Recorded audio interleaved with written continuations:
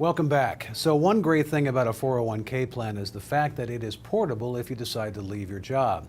The challenge is what to do with it. Now you can roll it over into an IRA, but there are other options to consider. My guest is Glenn Cummings, who practices in Tampa, Florida.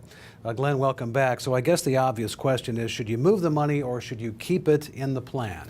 Gosh, that's a good question to ask. You know, a lot of 401ks, the companies will allow you to actually keep your 401k there. But the key is, in a lot of cases, is to simply roll it over because you might have more investment options for that 401k than you would keeping it with the same company. So a lot of times people will simply roll over the money. They'll start doing income planning, retirement planning with those assets. And you have a lot more options when you actually can roll those funds over, either to a managed account, over to an annuity. You have a lot more options. The key with a 401k is making sure that when you roll those funds over, that you really protect yourself from downside risk.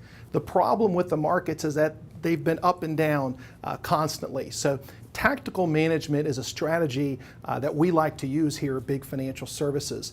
Tactical management could help protect people from a downside risk.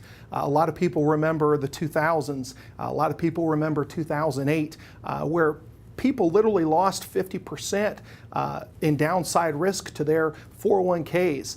They had to work actually longer before they were able to retire.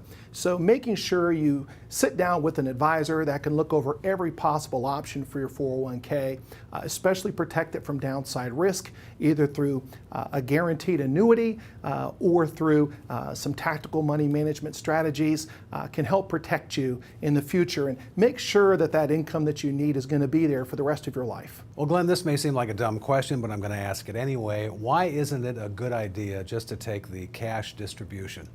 Oh gosh, you know, unfortunately, I've seen this before, and a lot of times when clients come to meet with me and they've taken a cash distribution, they don't even realize that that's a fully taxable event in most cases, especially if it's a qualified account. So you want to make sure that you don't take a cash distribution in your 401k. You want to make sure that you transfer it over to either another IRA or another qualified account to avoid taxation.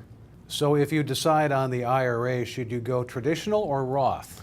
Well, honestly, traditional IRAs have been around for years. What a lot of people have invested in for many, many years. The problem with traditional IRAs is you have what they call a required minimum distribution at 70.5. So when you reach 70.5, in a lot of cases, I meet clients all the time that reach 70.5, and now they're forced to take a required minimum distribution, even though they don't want to take that money from their IRA. So not only do their taxes go up, their Social Security tax goes up. There's a lot of issues with, with traditional IRAs. So what a lot of people are doing is converting over to Roth IRAs, because with Roth IRAs, you're not required to take a required minimum distribution at 70.5. So you can still let those monies grow, and you can protect yourself from having to be forced to take income when in a lot of cases you probably don't want to. Great, Glenn. Appreciate your time. Thank you. Thank you so much, Scott. Appreciate it. That's Glenn Cummings in Tampa, Florida. Thanks for watching Retirement News Online.